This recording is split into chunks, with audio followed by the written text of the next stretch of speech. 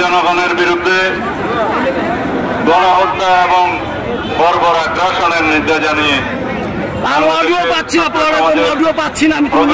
অংশ বাংলাদেশ জাতীয়তাবাদী ছাত্র দলের আয়োজিত সারা বাংলাদেশের এই ছাত্র সমাবেশের ঢাকা বিশ্ববিদ্যালয় অংশের এই সমাবেশের সংগ্রামী সভাপতি ছাত্র দলের সংগ্রামী সভাপতি বিএনপির ছাত্র বিষয়ক সম্পাদক জনাব রফিকুল ইসলাম বকুল, ছাত্র দলের সাধারণ সম্পাদক সহ সকল পর্যায়ের ছাত্র নেতৃবৃন্দ উপস্থিত,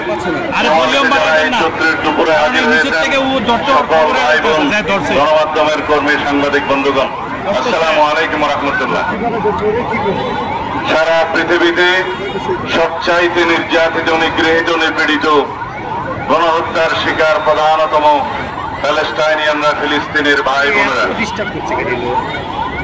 প্রথম বিশ্বযুদ্ধ এবং দ্বিতীয় বিশ্বযুদ্ধ পরবর্তী ইঙ্গো মার্কিন ষড়যন্ত্রের মাধ্যমে ফিলিস্তিন রাষ্ট্রের মধ্যে আশ্রিত এই ইসরায়েলিরা, তারা আজকে যারা মূল অধিবাসী ফিলিস্তিনিদেরকে উচ্ছেদ করে আপন দেশে তাদেরকেই পরবাসী বানাচ্ছে, অথচ সারা বিশ্বের মুসলিম বিশ্ব, সারা বিশ্বের পরাশক্তি তারা আজকে নির্বিকার এই গণহত্যার বিরুদ্ধে তারা সোচ্চার নয়, এমনকি প্রত্যক্ষ এবং পরোক্ষভাবে এই গণহত্যার মদত যোগাচ্ছে ইঙ্গো মার্কিন বাহিনী।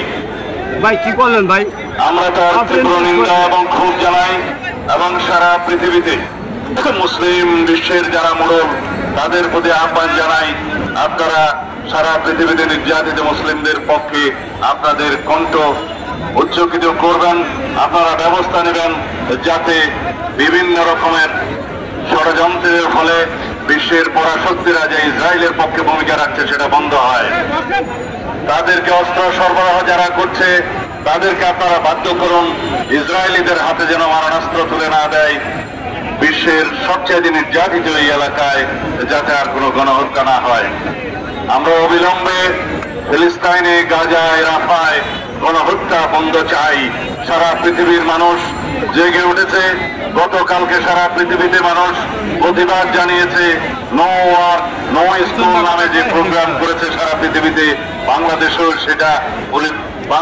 সেটা পালিত হয়েছে, আমরা সবাই অংশগ্রহণ করেছি। আজকে বাংলাদেশের ছাত্র সমাজের সবচাইতে প্রগতিশীল এবং ঐতিহ্যবাহী ছাত্র সংগঠন বাংলাদেশ জাতীয়তাবাদী ছাত্র দল কর্তৃক সারা দেশের শিক্ষা প্রতিষ্ঠানে যে প্রতিবাদ কর্মসূচি ইসরায়েলি গণহত্যার বিরুদ্ধে, বর্বর আগ্রাসনের বিরুদ্ধে আহ্বান করা হয়েছে, তার সফলতা কামনা করি এবং যারা অংশগ্রহণ করেছেন তাদেরকে ধন্যবাদ এবং কৃতজ্ঞতা জানাই। আপনারা জানেন বাংলাদেশের বিগত ফ্যাসিবাদী সরকার আওয়ামী লীগ পরোক্ষভাবে ইসরায়েলকে স্বীকৃতি দিয়েছিল। তারা বাংলাদেশের পাসপোর্টে ইসরায়েল ব্যতীত সকল রাষ্ট্র গমনের যে নির্দেশনা ছিল সেখান থেকে ইসরায়েল শব্দটি রিমুভ করে দিয়েছিল, প্রত্যাহার করে নিয়েছিলেন। তার মানে দাঁড়ায় তারা ইসরায়েলকে স্বীকৃতি দিয়েছিল, অথচ তারা বাংলাদেশের মুসলমানদের পক্ষে, সারা পৃথিবীর মুসলমানদের পক্ষে মায়া কান্নাও কান্ত।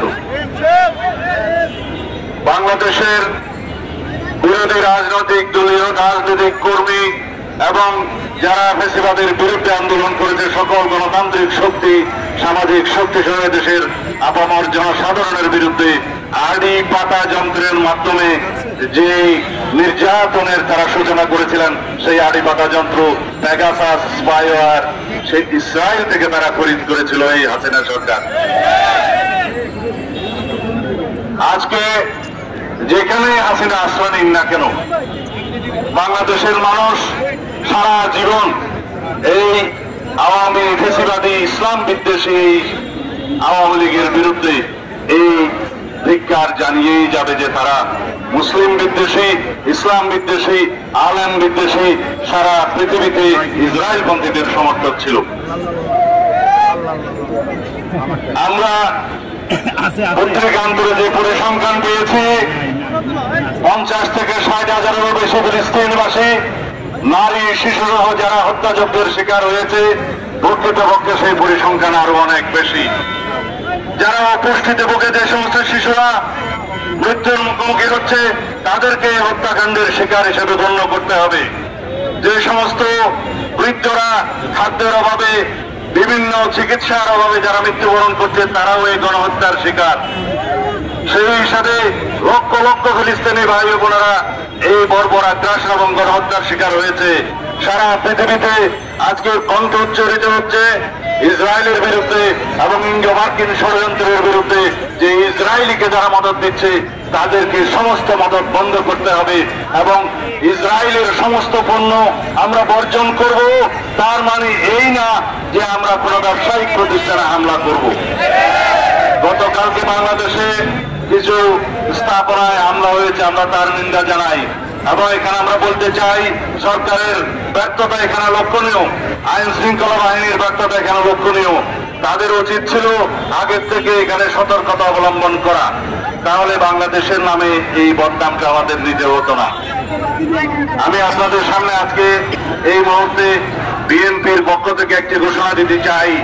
আমরা ফিলিস্তিনি জনগণের পক্ষে এই গণহত্যার, ইসরায়েলি গণহত্যার প্রতিবাদে এবং বর্বর আগ্রাসনের প্রতিবাদে বাংলাদেশ জাতীয়তাবাদী দলের পক্ষ থেকে অতি শিগগির সারা বাংলাদেশে এবং কেন্দ্রীয়ভাবে আমরা একটি বৃহৎ কর্মসূচির ঘোষণা করব।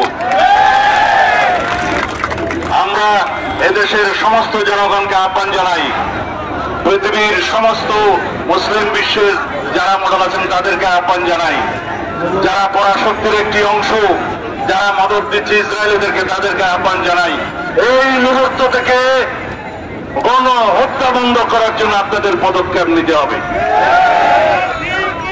জাতিসংঘের ভূমিকা প্রশ্নবিদ্ধ, কিন্তু ইসরায়েলিরা কখনো জাতিসংঘের কোন রেজলিউশনের প্রতি সম্মান দেখায়নি। এই ইসরায়েলি সরকার জাতিসংঘের কোন নির্দেশনা, কোন অনুশাসন আজ পর্যন্ত মানেনি। এই পরাশক্তির দুই একটা দেশ তারা সব সময় যখনই ফিলিস্তিনি মুসলমানের পক্ষে জাতিসংঘ রেজলিউশন পাশ করেছে, তারা তার বিরুদ্ধে ভেটো প্রয়োগ করেছে, আপনারা সবাই জানেন। তার মানে হচ্ছে ইসরায়েলের মদতদাতা এই কয়েকটি পরাশক্তিকে তাদের ভূমিকা নিয়ে সারা বিশ্বের মানুষের কাছে জবাবদিহি করতে হবে। যতদিন পর্যন্ত ফিলিস্তিন মুক্ত না হবে, যতদিন পর্যন্ত ফিলিস্তিনে গণহত্যা বন্ধ না হবে, যতদিন পর্যন্ত ইসরায়েলি বর্বর আগ্রাসন বন্ধ না হবে, ততদিন পর্যন্ত আমরা অবিরত বাংলাদেশ এবং সারা পৃথিবীর মানুষকে আহ্বান জানাবো। আমরা আমাদের প্রতিবাদ এবং নিন্দা আমাদের জানাতে থাকতেই হবে। এটাই আমাদের এই পর্যন্ত করণীয়ের মধ্যে আছে। আমি এই চৈত্রের ভর দুপুরে আপনারা অনেক কষ্ট করে আমাদের বক্তব্য শোনার জন্য আপনাদের প্রতি সত্যি কৃতজ্ঞতা এবং ধন্যবাদ জানাই। যে সমস্ত ছাত্রছাত্রীরা আজকে এই আয়োজনে অংশগ্রহণ করেছেন, সারা বাংলাদেশে করছেন, তাদের প্রতিও ধন্যবাদ এবং কৃতজ্ঞতা জানাই। আমি কেবল আমার বক্তব্য শেষ করছি। ধন্যবাদ।